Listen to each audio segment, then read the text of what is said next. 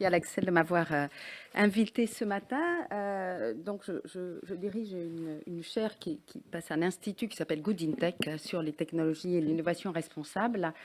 Donc je vais faire une présentation succincte, simplement axée sur quelques points importants sur ce sujet d'innovation responsable. Alors peut-être deux sujets pour démarrer d'actualité, puisqu'ils datent de la semaine dernière, et peut-être deux sujets qui nous permettent d'amener une réflexion sur ce monde, sur notre vie connectée, notre monde du futur, qui sera évidemment, qu'il est déjà, mais totalement entouré de ces technologies. Donc, première actualité, c'est un premier accord mondial la semaine dernière de l'UNESCO, 193 pays, donc membres de l'UNESCO, qui signent et qui s'engagent sur une intelligence artificielle éthique responsable. On sait que ces travaux existent depuis maintenant 3 ans dans plusieurs pays. Et donc, qu'est-ce que, je dirais, prône ce rapport de l'UNESCO, qui est assez important? On cherche à avoir des technologies qui profitent à l'humanité tout entière, donc cette idée de ne pas avoir des pays qui profitent de ces technologies et d'autres qui seraient exclus. Et puis ensuite, des technologies, en tout cas l'intelligence artificielle, donc centrée sur l'humain, qui servirait l'intérêt supérieur des citoyens et non pas l'inverse. Et donc cette question de, finalement, quelles sont les conséquences de ces technologies sur la société. Essayons de faire en sorte qu'elles soient positives et de garantir qu'elles ne soient pas négatives, j'y reviendrai.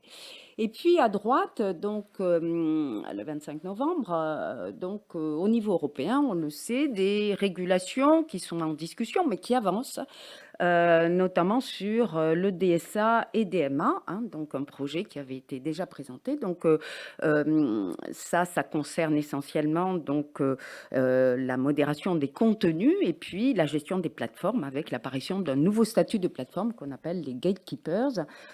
Donc une régulation qu'on voit avancer sur ces sujets, sachant qu'évidemment il y avait eu une régulation qui a quand même beaucoup transformé les entreprises, les organisations et les stratégies, qui était le RGPD en 2018. Les régulations vont faire avancer d'autres sujets. Il faut savoir aussi qu'au niveau européen, on a une proposition de texte de loi en avril 2021 sur l'intelligence artificielle, basée sur du risk management, c'est-à-dire l'évaluation des risques, qui là aussi est toujours en discussion.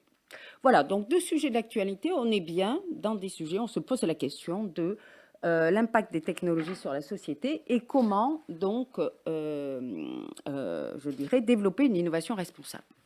Donc c'est ce que l'on fait dans nos travaux. Alors pourquoi se poser des questions? Donc on ne va pas insister sur les conséquences des technologies, mais juste 4 exemples peut-être qui permettent d'illustrer 4 sujets. Il y en a beaucoup d'autres, mais 4 sujets qui demandent réflexion malgré tout sur l'impact des technologies sur la société. Le premier à gauche, c'est évidemment la 5G. La 5G, c'est devenu voilà, une technologie parmi d'autres aujourd'hui. Elle est déployée bien sûr en France, mais dans un certain nombre de pays. Et au moment de l'apparition de la 5G, on a eu quand même un nouveau phénomène qu'on voyait assez peu sur les technologies, une réaction dans un certain nombre de pays, de citoyens, disant que finalement, cette 5G pose problème. On ne connaît pas les conséquences sur la santé, on ne connaît pas vraiment bien, en tout cas ça a été peu mesuré, les conséquences sur l'environnement. Quid de mettre des antennes partout? Bref, tout un tas de réactions, jusqu'à, on le sait, des cas comme à Toronto, où des projets de Smart City ont été carrément arrêtés par non-acceptabilité de la population. Donc on voit ce phénomène un peu nouveau apparaître sur les technologies, et c'est vrai qu'on peut se poser la question de voilà, comment doit-on déployer ces nouvelles technologies dont on sait qu'elles ont des conséquences extrêmement positives, mais dont on sait aussi qu'il peut y avoir des effets négatifs. Deuxième exemple que je voulais partager avec vous, c'est celui en haut à droite. Peut-être que vous connaissez cette société, elle s'appelle Hired. C'est une société américaine qui fait du recrutement en ligne à base donc de vidéos. Alors beaucoup d'entreprises font ça aussi en France. Donc les candidats envoient une vidéo, ils répondent à 5, 6, peut-être une dizaine de questions. Et puis ensuite, ces vidéos sont traitées par intelligence artificielle. Donc il y a énormément de données d'analyse évidemment de la voix, mais d'analyse du contenu. Et puis, bien sûr, l'analyse de la vidéo. Et vous avez des réactions très, très fortes par rapport à cette entreprise aux États-Unis, notamment Meredith Whittaker, que je cite là, pardon, qui dit It's a license to discriminate, c'est-à-dire un certain nombre de technologies avec des technologies très intéressantes. Hein. Lorsqu'on reçoit 15 000 CV, c'est vrai, ou 15 000 candidatures, c'est très intéressant d'avoir des algorithmes, mais quid de la discrimination, qui est un vrai sujet dans les algorithmes de recrutement, comme dans tous les algorithmes aujourd'hui d'intelligence artificielle, et donc par exemple la ville de New York, hein, contre cette société, et voyant toutes ces évolutions, est en train de réfléchir à interdire hein, ce type de recrutement.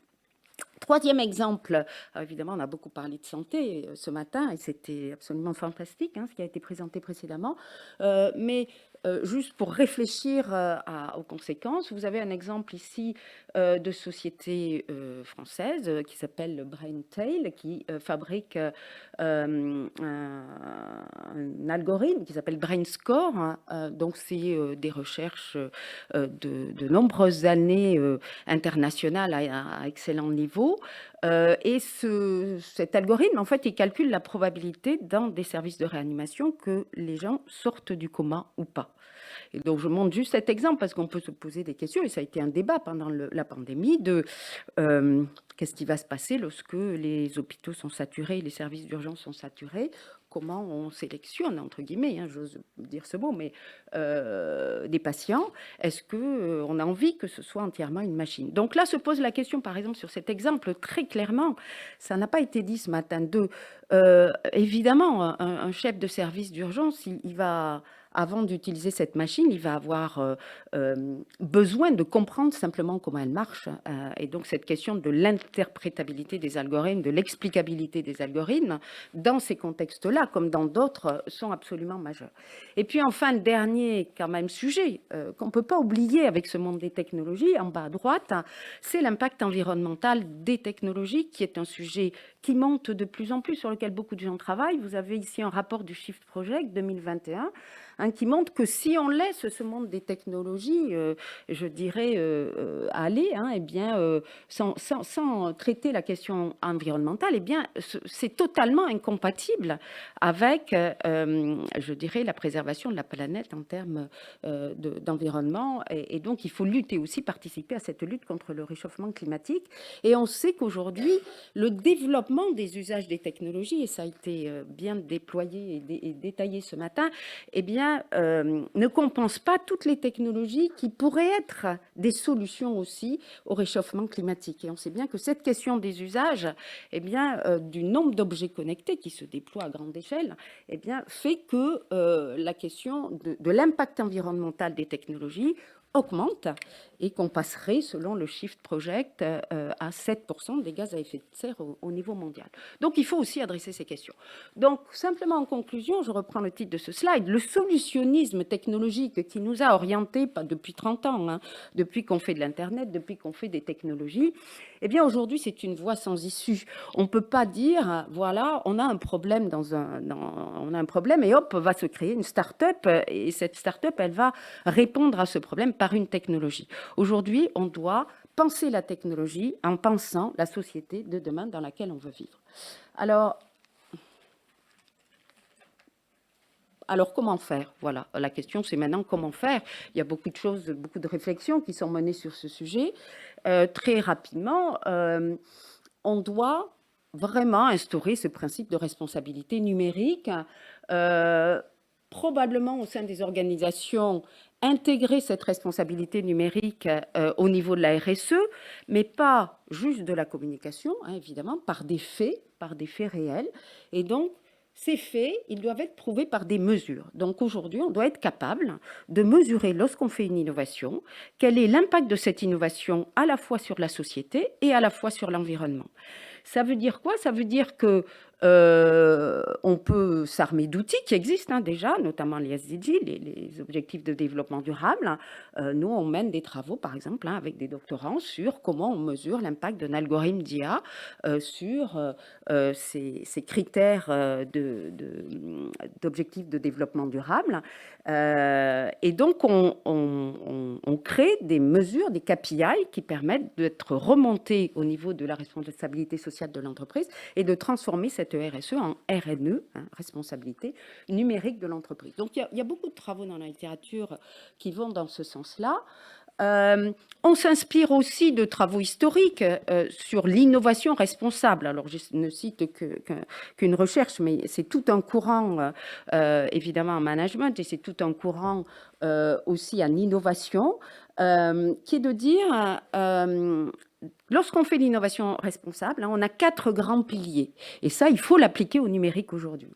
On doit anticiper. Anticiper, ça veut dire qu'au moment où on innove, et vraiment au moment de l'innovation, on doit anticiper les conséquences de son innovation, donc sur un certain nombre de critères. Nous, on regarde les critères de SDG. On doit penser l'innovation inclusive. Beaucoup de grands groupes disent aujourd'hui, on essaie de penser les technologies inclusives. C'est pas simple, parce qu'il faut aller aussi à l'intérieur de la technologie, j'y reviendrai tout à l'heure. Il faut aussi être réflexif, c'est-à-dire qu'il faut être capable, une fois qu'on a développé son innovation, d'avoir une réflexivité sur l'innovation et de pouvoir être responsiveness, c'est-à-dire de pouvoir, parce que les technologies sont tout le temps dynamiques et qu'elles évoluent et qu'un algorithme à un instant T n'est pas un algorithme à l'instant, n'est pas le même à l'instant T plus 1, on doit être responsive, on doit être capable, face à ces questions de responsabilité et d'éthique, on doit être capable de réagir. Alors, en pratique, ça donne quoi? Et là, je vais partager avec vous, et je termine par là, un gros travail que l'on a mené avec Cap Digital, qui est donc le pôle de compétitivité Île-de-France, sur, en pratique, comment on fait de l'innovation numérique responsable. Alors, juste pour démarrer, vous connaissez probablement ces travaux. Il y a tout un champ aujourd'hui sur l'éthique de l'intelligence artificielle. Alors ça a été très, très médiatisé avec des travaux de la Déclaration de Montréal, de l'OCDE, de la Commission européenne. Enfin, beaucoup de gens ont mis en place des très grands principes éthiques. Il faut respecter la justice, l'autonomie, la bienfaisance, la non-malfaisance, pour adresser ce sujet de l'éthique de l'IA. Donc là, il y a un consensus, je dirais un peu international, sur les grands principes. Après, c'est développé, et on y est encore, tout un courant technique pour répondre à ces questions. Et le deuxième axe de nos travaux porte là-dessus. C'est ce que l'on appelle le courant par exemple, du fair machine learning, c'est-à-dire comment concrètement j'essaie de faire en sorte que mon modèle de machine learning devienne juste. Juste, ça veut dire que je vais imposer dans le programme un certain nombre de contraintes qui sont des équations mathématiques, par exemple disparate impact, où on va imposer, par exemple, qu'il n'y ait pas de discrimination, que deux populations soient traitées de la même manière, par exemple les femmes et les hommes. Donc ça, c'est un courant encore très actuel. Mais aujourd'hui, en 2021, on a montré que tous ces courants purement techniques ne sont pas des solutions totales au problème, n'apportent pas des solutions au problème, qu'il faut des sciences humaines et sociales et qu'il faut une autre réflexion sur ces sujets. Donc le vrai sujet aujourd'hui, c'est comment en pratique concrètement on fait pour avancer sur ces grands sujets d'IA responsable, d'IA éthique, on a entendu parler de ce sujet avant, et puis globalement d'innovation numérique responsable. Donc ce que je vais essayer de défendre, c'est que en fait, c'est pas a posteriori, c'est pas on a développé une technologie et on va imposer à l'algorithme des contraintes mathématiques pour qu'il soit juste. On va essayer en amont, vraiment, partout, de penser l'innovation numérique responsable. Alors, on a fait une étude avec des membres de Cap Digital, donc il y a à peu près 1000 membres chez Cap Digital, grande entreprise, start-up, laboratoire de recherche. Et avant de démarrer ce travail, moi, j'ai voulu déjà poser la question de est-ce que vous, entreprise, vous pensez qu'il est compatible, puisque le pôle Cap Digital, c'est un pôle de compétitivité. Donc, est-ce que vous pensez que l'innovation responsable, elle est compatible avec la compétitivité? Et j'ai été très surprise des résultats. Presque 80% des répondants ont dit Oui, c'est bien sûr compatible et c'est même, ça peut être dans certains cas un avantage concurrentiel. Donc cette idée qui est de dire hein, l'innovation numérique responsable, ces questions d'éthique freinent l'innovation, je pense que c'est un sujet qui est en train de bouger au sein des entreprises et des organisations et de devenir beaucoup plus intégré. Alors, donc maintenant, comment on fait? Alors, il y a plusieurs niveaux, vous voyez, qu'on a mis en avant. Il y a un premier niveau euh, donc, vous voyez que là, on sort de ces techniques, hein, qui est juste de mettre dans la technologie, encore une fois, juste des solutions.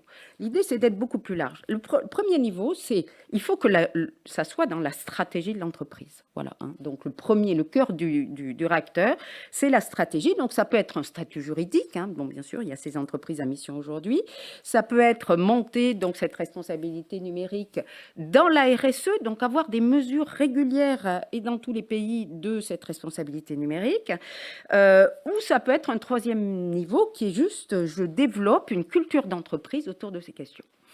Le deuxième cercle, c'est les enjeux spécifiques au numérique. Donc là, c'est ce dont on a parlé un tout petit peu ce matin, la question des données. Hein. Donc sur la question des données, il y a bien sûr la sécurité des données. Il y a les questions de consentement, hein, on en a parlé un peu vite à mon avis ce matin, c'est un vrai sujet quand même.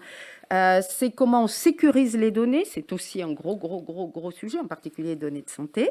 C'est le numérique inclusif, hein, aussi penser ces innovations de manière inclusive avec le numérique, et puis c'est les questions d'impact environnementaux. Le troisième niveau, pour vraiment penser l'innovation numérique responsable, hein, c'est que on doit mettre en place une organisation et des outils de pilotage. Alors, on n'a pas forcément à réinventer la roue. Hein. Il y a des gens qui font des choses déjà bien, dont on peut s'inspirer. Donc, il faut être dans des collectifs, des partenariats qui réfléchissent à ces sujets. Et puis, il faut former à grande échelle. Il faut former dans les organisations à qu'est-ce que ça veut dire la responsabilité, qu'est-ce que ça veut dire l'éthique, quelles sont les conséquences sur la société des actions qui sont faites dans les organisations. Et il faut des outils de pilotage, donc ces fameux KPI. Hein. Il faut des KPI sur cette innovation numérique responsable. Il y a un quatrième niveau qui sont les utilisateurs. Alors, les utilisateurs, c'est les citoyens, par exemple, pour des collectivités locales. C'est des clients, ce sont des clients pour les entreprises. Alors, un sujet assez classique, il faut faire participer les utilisateurs à l'innovation. Mais un sujet qui l'est moins, c'est qu'il faut être beaucoup plus transparent sur l'innovation. Il faut être beaucoup plus transparent sur les technologies, sur les algorithmes. Et là, si je reviens à la question de la santé, cet enjeu, on n'en a pas parlé ce matin, cet enjeu de comment je raconte un algorithme à un patient. Hein. Comment on va expliquer les faux positifs, les faux négatifs, le fait qu'il y a des erreurs. Voilà, il faut quand même avoir cette transparence auprès des utilisateurs et puis donc redonner un certain contrôle aux utilisateurs par rapport à ces innovations. Et puis, dernier élément, il faut des catalyseurs. Alors, le catalyseur, le premier, c'est le financement. Voilà, souvent, on a des entreprises qui disent oui, moi je fais de l'innovation numérique responsable, mais quand on regarde quelle est la part des financements vraiment sur ce sujet, souvent on peut évidemment se poser des questions sur la vraie volonté. Ensuite, les questions de régulation qui sont évidemment, j'ai commencé par ça, hein, des vrais catalyseurs. Quand on est obligé, on est obligé. Mais il peut y avoir des chartes, il peut y avoir de la soft law plutôt que de la loi qui, effectivement, quand on regarde, par exemple, sur l'intelligence artificielle, les projets européens, la loi peut être très stricte, hein, si on regarde le règlement proposé en avril. Et puis, il faut des démarches essais-erreurs, il faut y aller, essayer, se tromper, recommencer. Et ça fait partie aussi, je dirais, d'une culture numérique. Donc, cette innovation numérique responsable, vous voyez, elle doit vraiment être à tous les niveaux, à la fois de la stratégie, du produit, du financement, de l'organisation. Et évidemment, cette innovation numérique responsable, elle sera garante d'une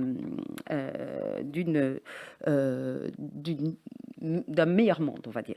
Donc voilà, ça c'est la Good in Tech, l'Institut Good in Tech. Donc c'est un partenariat entre l'Institut Mines Télécom et Sciences Po. Voilà, là on relance, on est là depuis 2 ans et demi, et là on relance des partenariats cette année. Si vous avez envie de nous rejoindre, vous êtes les bienvenus. Voilà. Let's make a better world.